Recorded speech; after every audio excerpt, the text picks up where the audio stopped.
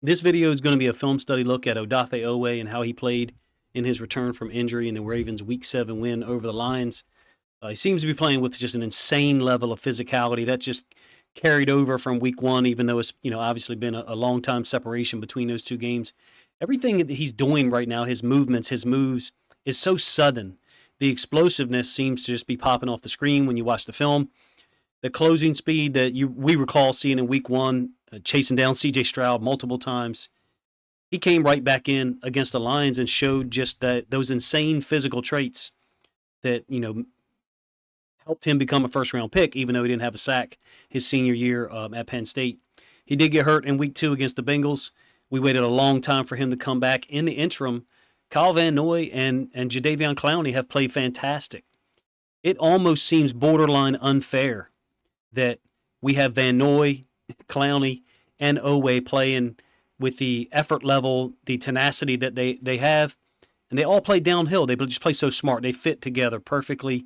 We're really blessed at that position right now, particularly with David Ojabo and Tyus Bowser being out.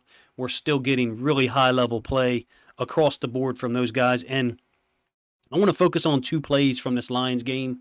I'm going to let some film run from earlier in the season right now, to be honest with you. I want to focus on two plays in the Lions game later on where he gets matched up against Taylor Decker and then Frank Ragnow.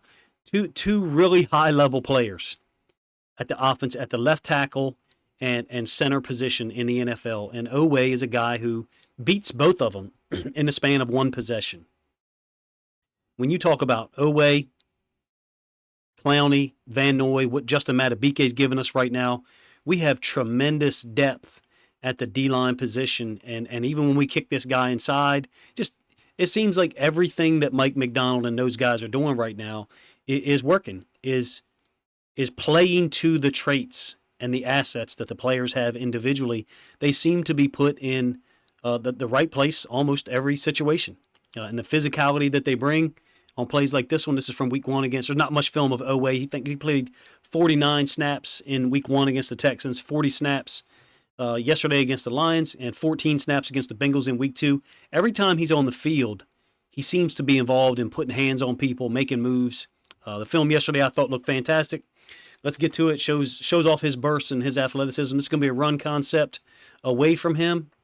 Oweh is the backside outside linebacker. He kind of does this half-man technique and then folds back late. It's the burst. It's the closing speed. The ability, the range that he has once he makes the read that Craig Reynolds has the football, and you can see that he sees it very clearly from here. And if Goff was to keep the ball, Oweh would veer off at this angle, and he would put pressure on Goff. May not get the sack, but he's able to play both of those concepts because of his size, his length, and his ability to close down. This is a pass rush versus Taylor Decker. I think it's inconsequential. Van Noy ends up getting a sack on the other side. It's one of the few reps where he doesn't really get anything accomplished. In yesterday's game, again, he played 40 snaps against the Lions, which I thought was a little high. I didn't think that he was going to play that many snaps. Might have been 44. Clowney played 44 snaps. I think Van Noy played 32. This is a screen in the second quarter. Oweh's up top here. Madubuike is going to get a quarterback hit from the downside D-tackle that I just spot shadowed. Oweh doesn't seem to recognize the screen. It's a stunt, though, between him and Pierce. So his eyes is on Pierce trying to work upfield and clear the path for him to fold underneath. We're doing a great job with this stunt repeatedly on both sides of the ball, both sides of the D-line.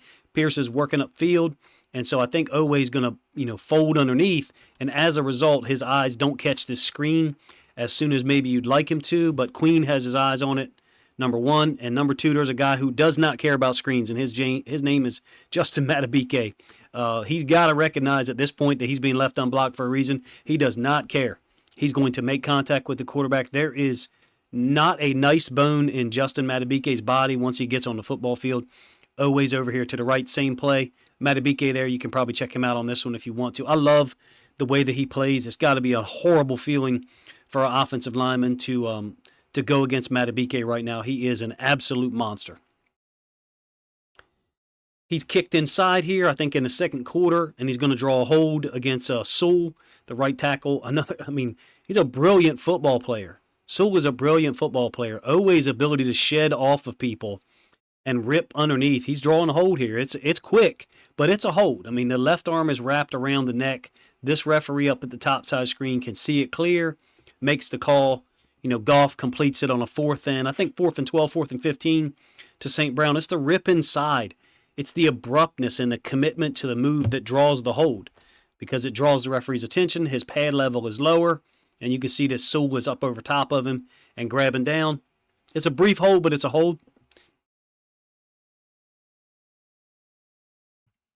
Third quarter, this is going to be a sack. He's going up against Taylor Decker, one of the best left tackles that I've seen play this year. I watch a lot of Ravens and Lions film and all of the teams that they play. And Taylor Decker, since he's come back from injury, has played extremely well. The guy is a very good professional left tackle, deals with multiple types of rushes. Look at the control and the shed that Oweh has here on the inside of the body, and then just to swim off of him. The closing speed, it looks like to me it's off 1 foot, the explosion from Oweh. Once he clears Decker's body, right after this, to me he looks off balance, but the left foot is down here on the ground. Goff is getting ready to throw the football. Queen's in the window. And it reminds me of a fumble that he forced against the Chiefs late in 2021, his rookie year, when he just kind of redirected and got his hand on the ball. The range that he has, the length. You talk about length in basketball most of the time when you got all those 6'7", 6'8" defenders. Oweh, to me, kind of fits in that mold. He's just able to close down speed on run concepts and pass plays in a more sudden manner than offensive linemen, quarterbacks, running backs, and tight ends think he can, and able to get his hands on the football like you see here.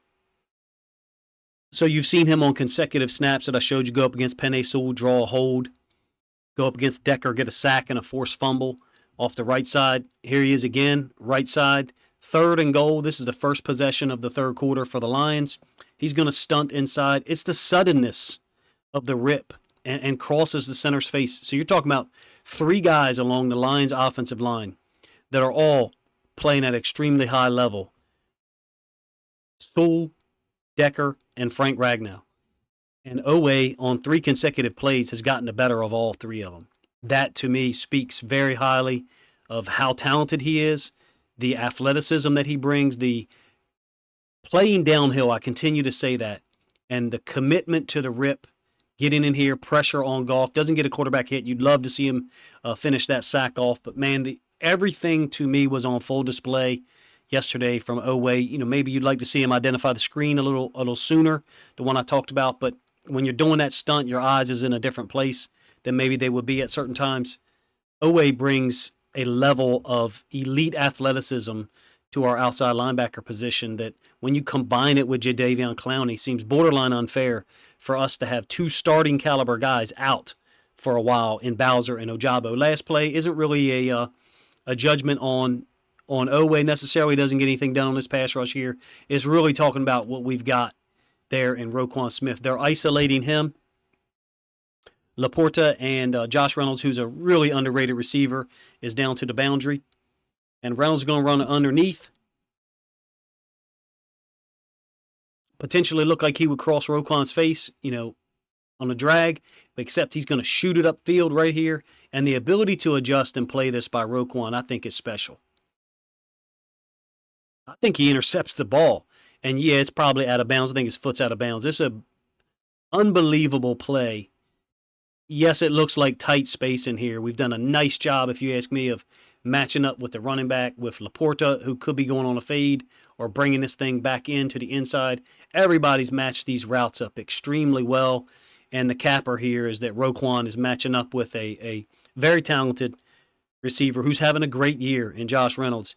And he's able to not just defend the pass and stop it on a 4th and goal. He's actually able to pick the daggone thing off, man. We are so blessed with the level of athletes and the physicality on our defense, the speed. Our team speed is off the charts right now, and Oweh's return, I think, makes it even more unfair for people who want to try to, at any time, run away from us, extend plays at the quarterback position. You guys let me know what you think. I know I spent a little bit of time there at the end talking about Roquan, but that play deserves justice or deserves some coverage. And Oweh, man, coming back, playing the way that he did, missing so much time. We were all very frustrated not to see him out there. He showed what he's capable of: a sack, a forced fumble. Matched up against Sewell, Decker, and Ragnow on consecutive plays that I showed you, not consecutive plays in the games, but ones that I showed you from the end zone angle, I think just illustrates the type of talent that the dude has. Is he going to end up with 10 sacks? Is he going to end up with 8 sacks? I don't know, man. This team is full of guys who can post 2 sacks in a game and steal sacks from each other. And Oweh just looks like a guy who is ready to explode to me. Maybe he won't, get to the double-digit sack figure this year because he missed so much time, but he damn sure looks like a guy that's going to impact the game on virtually every snap that he's out there. It seems to be popping off the film for me. You let me know if you guys see it the same way. I just see a guy who's playing at an incredibly high level, and we're going to have to take Clowney or Van Noy off the field some just to make sure this guy's out there because he's so dangerous and difficult for the offensive line to deal with. Appreciate you guys' time. Let me know what you think of my Odafe Oweh film study from Week 7 against the Lions.